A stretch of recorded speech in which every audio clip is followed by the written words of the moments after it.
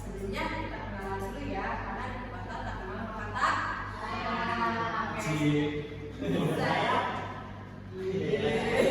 Kalau saya sendiri, siapa yang Sari? Kalau saya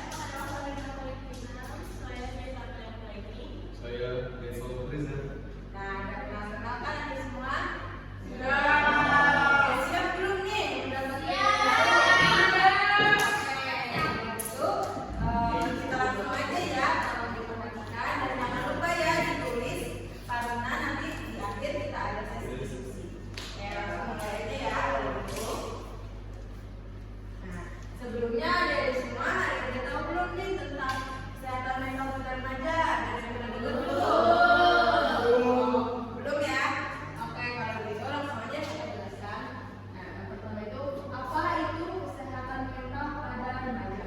Kesehatan mental pada remaja adalah kondisi di mana seseorang mampu merasa tenang, berpikir jernih dan mengelola emosi dengan baik. Jadi, para remaja-remaja yang memiliki mental yang sehat itu dia akan bisa berpikir jernih dan merasa tenang dan mengelola emosinya dengan baik. Oke. Oke, lanjut ya. Nah, jenis-jenis gejala gangguan kesehatan mental pada remaja.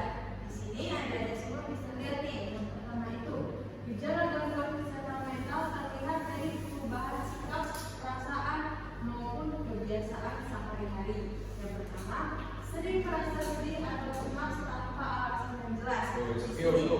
Tuh, siapa dari semua yang pernah merasa sedih atau cemas tanpa alasan yang jelas? Nih, apa? Yang lain siapa?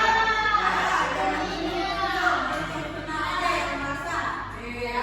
Yang kedua, mudah marah atau tersinggung lalu menarik diri dari teman. Siapa tuh yang marah? Yang tiba-tiba ngambek. Siapa yang ngambek? Nah, kita harus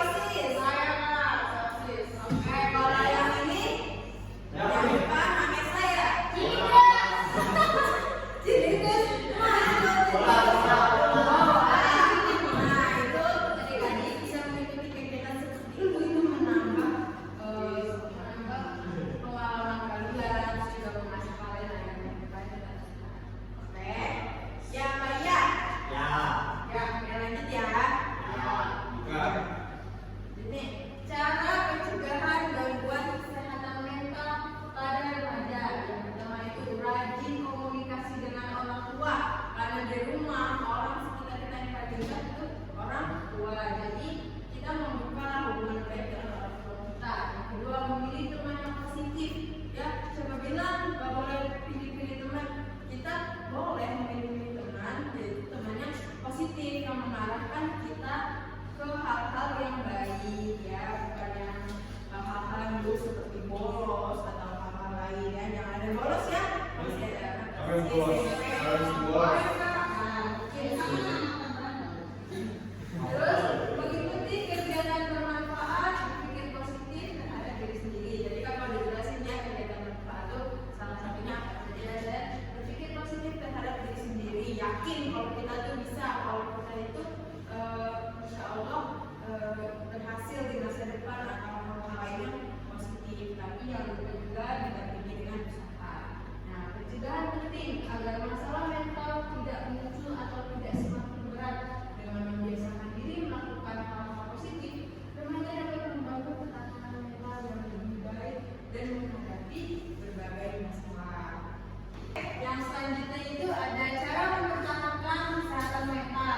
Itu yang pertama, menjaga kesehatan mental bisa dilakukan dari kebiasaan sehari-hari. Jika dilakukan secara rutin, hal kecil bisa membantu perasaan menjadi lebih stabil dan bahagia. Selain itu, keseimbangan antara istirahat, aktivitas, dan berinteraksi sosial juga sangat penting untuk menjaga kondisi mental tetap baik. Jadi bisa disimpulkan ya, menjaga istirahat, aktivitas, dan interaksi sosial itu penting bagi kesehatan mental. Jadi semuanya harus diseimbangkan ya adik-adik. Oke, next ya. Bisa. Nah, sekarang kita belajar tentang tips menjaga kesehatan mental remaja. Tadi kan kita udah belajar nih tentang definisi, faktor resiko, gangguan, gejala. Sekarang tipsnya nih menjaga kesehatan mental, karena mental sehat juga perlu dijaga ya teman-teman. Nah, pertama itu konseling dengan guru BK di sekolah. Jadi fungsinya guru BK itu bukan hanya memanggil anak-anak yang bermasalah, tapi ketika kita punya masalah juga, kita punya kecemasan, kita bisa datang guys ke guru BK. Pasti adik-adik di sekolah ada kan ya guru BK, ada fasilitas dari sekolah? Siapa? Siapa? Iya, boleh banget itu sebenarnya. Nah, di sini siapa juga nih yang sering dipanggil langganan nih ke guru BK nih karena bermasalah? Lagi. Serius? Ayo lagi, kan yang beneran gini. Sebelum kita dipanggil, mending kita datang aja nih kak. Saya ada masalah apa? Saya ada masalah. Yang kedua, cerita kepada orang tua atau orang terpercaya. Biasanya adik-adik semua mungkin kurang percaya nih karena guru BK, aduh saya kayaknya kurang deh gitu. Kan kalian masih ada orang tua, kalian juga punya teman, bestie biasanya. Kalian juga bisa cerita nih pada orang yang terpercaya. Yang ketiga, mendapat bantuan dari psikolog atau dokter, atau dari semua itu belum ada yang bisa membantu atau belum ada yang percaya, kalian bisa ke tenaga yang lebih profesional. Dan yang terakhir, menjaga pola hidup sehat, tidur, makan, dan olahraga. Itu termasuk menjaga kesehatan mental secara fisik ya, tidur yang cukup, pola makan yang teratur, dan olahraga. Oke. Iya, benar sekali. Karena fisik yang sehat itu maka menghasilkan mental juga yang sehat. Sampai sini ada yang ingin ditanyakan? Bagaimana, Mbak? Ya, gitu kita lanjut ya. Next. Nah, oke. Sebelum kesimpulan pembacokan, kakak membuka dua pertanyaan nih dari adik-adik semua. Siapa yang ingin bertanya? Oke, Maes. Apa?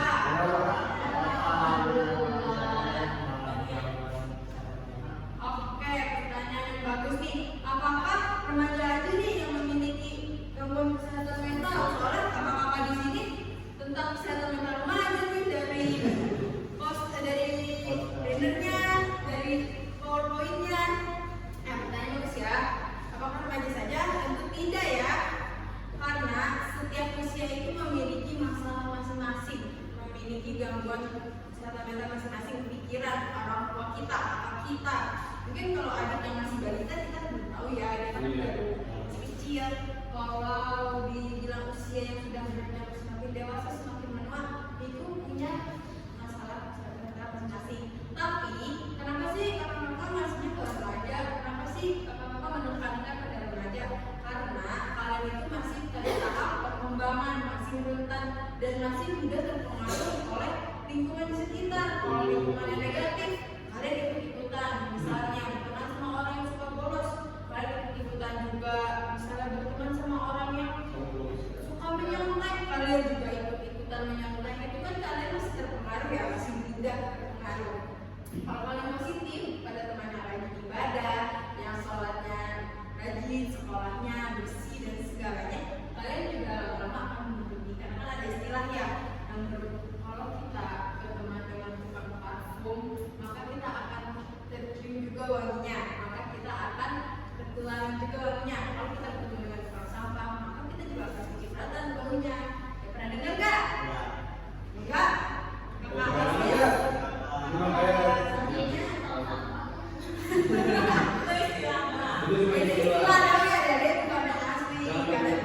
jangan dipikirkan secara langsung. Nah, terus ada lagi nggak yang mau bertanya? siapa namanya? Oh, siapa namanya? Oh, Rumi, ya, ini mau bertanya apa?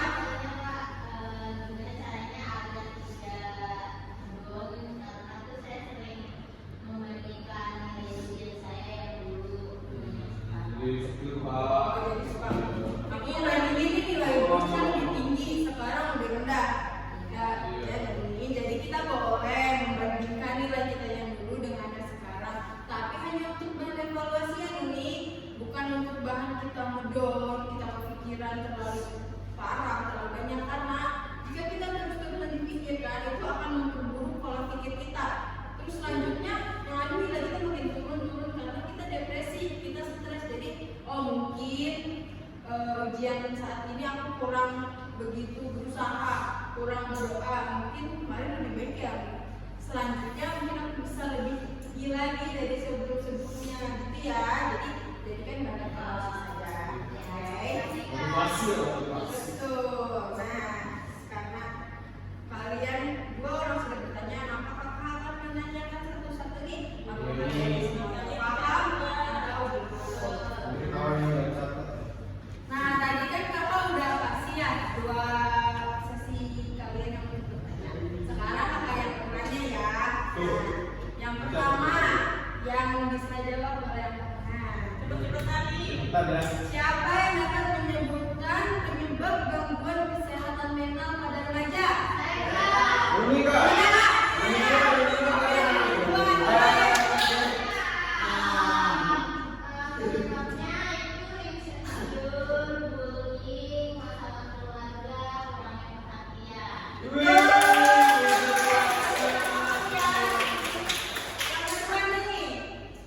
Ayo konsentrasi ya.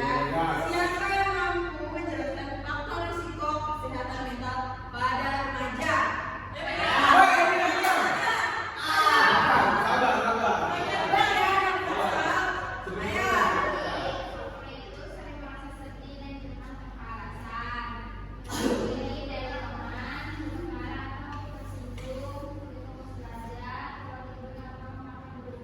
Betul. Nah, tadi Anda sudah paham ya. Masih ada 2 pertanyaan nih. Dua nih, ada nih. Yang belum jawab, udah mengerti belum ya? Siapa yang mampu memberikan contoh pencegahan gangguan kesehatan mental pada remaja? Aku. Ya, masih.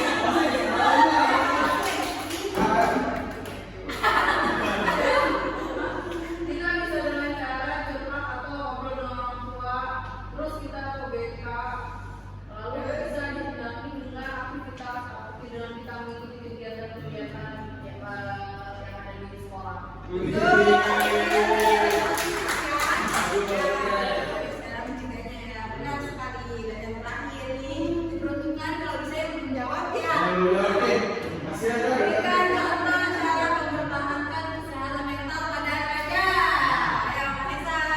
Menjaga kesehatan mental dilakukan dari kegiatan sehari-hari seperti menjaga keseimbangan pola makan, istirahat, aktivitas, dan interaksi sosial. Oke.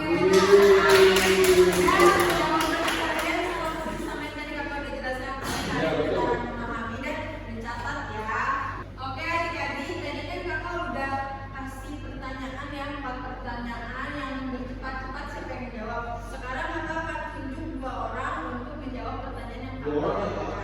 Ya, 2 siap ya.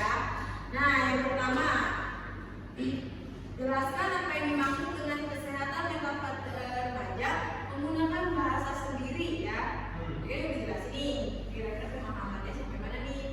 Kira-kira siapa ya Kak? Apa ya? Bagian mana Kak? Ini. Yang mana nih, Kak? Yang sekali Kakak Osis Oh, yang Osis, ya.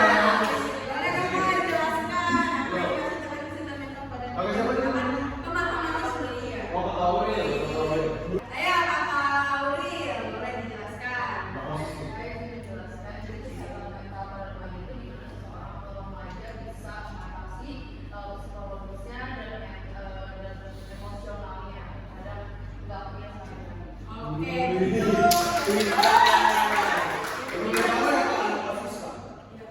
Oke, selanjutnya.